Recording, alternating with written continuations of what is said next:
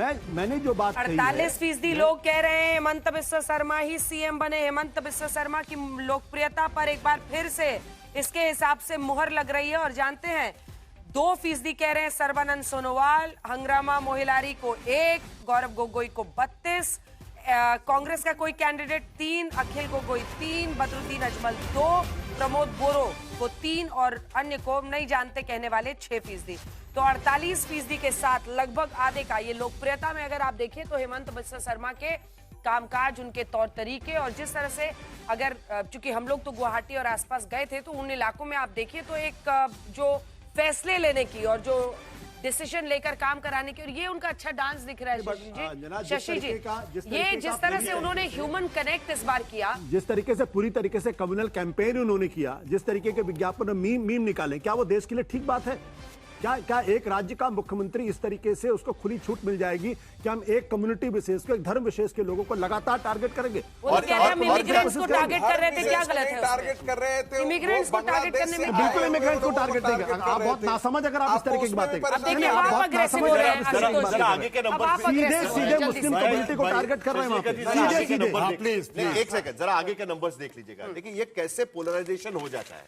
अगर आप इलाके वाइज चले जाए, असम के भीतर, बोडोलैंड के भीतर, जाहिर सी बात है कि उनके पास में वो पार्टी उनके साथ में है, उनका लीडर जाहिर से उसके वजह से एनडीए को फायदा वहां पर होता हुआ 13 से 15 सीटें वहां पर जीत रहे हैं। सेंट्रल असम के भीतर भी इस बार एनडीए 31 से 35 सीटों पर जाकर पहुंच रही है, सबसे ज्यादा फायदा सेंट्रल असम के भीतर। लेकिन यह बड़ा इंटरेस्टिंग है, अपर असम पहले भी भारतीय जनता पार्टी के साथ रहा, इस बार भी उनके साथ में नजर आ रहा है।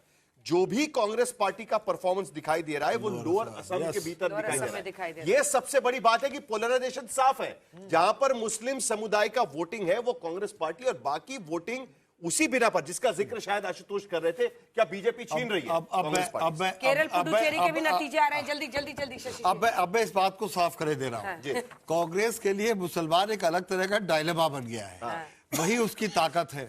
अगर मुसलमान साथ ना हो तो तेजस्वी यादव, स्टालिन, अखिलेश, कोई भी उनसे समझौता नहीं करेगा। तो एक वो उनकी ताकत है, इसमें कहीं कोई दो राय नहीं। सबसे बड़ी कमजोरी भी वही बनता जा रहा है, क्योंकि भारतीय जनता पार्टी सक्सेसफुली उसे मुसलमानों की पार्टी साबित कर देती है। लेकिन इन दोनों बातों के बावजूद मैं इस बात से सहमत हूं कि बहुत ज्यादा सांप्रदायिकता का तड़का कोई भी पार्टी न लगाए तो बेहतर होगा। लेकिन वहां पर असम को आप भी जानते हैं शशि जी, वहां पर जो अवैध घुसपैठ है वो इंट्रिंसिक मुद्दा है भाई। असम अकॉर्ड आप पूरा इतिहास देख लीजिए, वहां पर जिस तरह से अवैध घुसपैठ हुआ है वो सभी पार्टियों ने, कांग्रेस ने भी जब भाई 70 के दशक तो यही टॉपिक कांग्रेस ही उठाती थी। 70 के दशक में जब वहां पर असम में आंदोलन हुआ था बाहर के लोगों को हटाने का, तब भी हम लोग इतने बड़े तो हो गए थे कि अखबार पढ़ते थे, समझ जाते थे। लेकिन जो प्रॉमिस है वो तो किसी ने पूरा नहीं किया, वो कर ही नहीं सकते। हेमंत बिस्वा शर्मा कह रहे हैं कि सबको बाहर नहीं निकाल सकते। कुमार भांता ने बाद में कहा कि वो हमारी सबसे बड़ी गलती थी रजिस्टर बनाना, तो वो एक अलग बात है। लेकिन मैं एक बात ये जरूर देख रहा हूं कि कांग्रेस को अपने जिस तरह पर फैलाने चाहिए वो फैलाने में वो नाकाम साबित हो रही है, और इसके लिए कांग्रेस को सोचना जरूर पड़ेगा। शशि जी, आप जिस बाहरियों की बात कर रहे हैं, जो बाहर से लोग आए घुसपैठियों की बात कर रहे हैं, उसकी तो पहचान हो चुकी है ना। वहां पे 16.5 लाख, उसमें 7 लाख मुसलमान है और 9 लाख के आसपास हिंदू हैं। क्यों नहीं आप उनको बांग्लादेश भेजते? किसने आपको रोका है? वो 6 साल से लगातार लिस्ट पड़ी हुई है। वो आप उस पर कार्रवाई नहीं कर। प्रधान अभी अमित शाह जी ने क्या कहा? डिटेक्ट, डिलीट कहा ना उन्होंने, डिपोर्ट। तो जब आपने डिटेक्ट कर लिया है तो क्यों नहीं आप उनको डिपोर्ट कर रहे हैं? इस बात पे बांग्लादेश से बात क्यों नहीं हो रही है? 70 लाख लोगों को कैसे डिपोर्ट करें? 16 लाख नहीं, उनका कहना है कि वो आंकड़ा से बात तो करिए आप। अरे भाई, उनका कहना दूसरा है। जो उन्होंने डिटेक्ट कर लिए, उनकी घेराबंदी हो गई, उनके वोट कट गए, उनका सब कुछ हो गया, वो भी हो रहा है। मैं इसमें गवर्नमेंट बेईमानी नहीं कर रही, लेकिन वो ये कहते हैं कि जो लोग आ जाते हैं और उनको हटाने के लिए जब एक फैसला कुन काम नहीं होता है, वो दिक्कत तलब है। और उसके लिए बातें इस पर गृह मंत्री ने कही है शशि जी। उन्होंने कहा अगर बंगाल में हमारी सरकार रहती है तो पूछा गया उनसे कि सबसे पहली प्राथमिकता, पहला काम क्या करेंगे? उन्होंने कहा मैं बॉर्डर को सिक्योर करूंगा। उन्होंने कहा मेरा पहला काम होगा बॉर्डर को सिक्योर करना पूरे बंगाल में, ताकि वहां से अवैध घुसपैठ ना हो, जिसमें अभी सीआरपीएफ और अन्य जो फोर्सेस मानती हैं वो जगह नहीं दी जा रही है राज्य सरकार की तरफ से।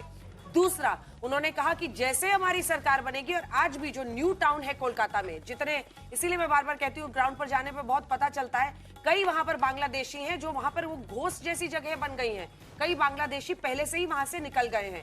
तो उनका ये भी कहना था कि भारी तादाद में, चाहे असम हो, यहाँ हो, धीरे धीरे वो खुद ही अपनी तरफ जा रहे हैं, और जिनको डिपोर्ट करने के लिए जो प्रक्रिया होगी उसको भी हम बहुत तेजी से इस वाले आने वाले दिनों में यहाँ करने मैं वाले। आपको अपना एक नोएडा का उदाहरण बता रहा हूँ।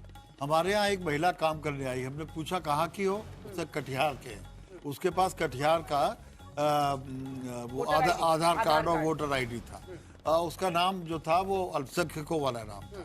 तो उसने अपना नामा बताया, हमने काम दे दिया, काम करने लगी। अचानक बंगाल के चुनाव से पहले उसने कहा, दीदी हम तो जा रहे हैं बंगाल वोट डालने के लिए। अरे बंगाल में तुम्हारा वोट कहाँ है भाई, तुम तो कटिहार की रहने वाली हो। और वो साहब बंगाल चली गई। आखिर कहीं कुछ ऐसा हो रहा है इस देश के इलेक्टोरल सिस्टम के साथ जो नहीं होना चाहिए।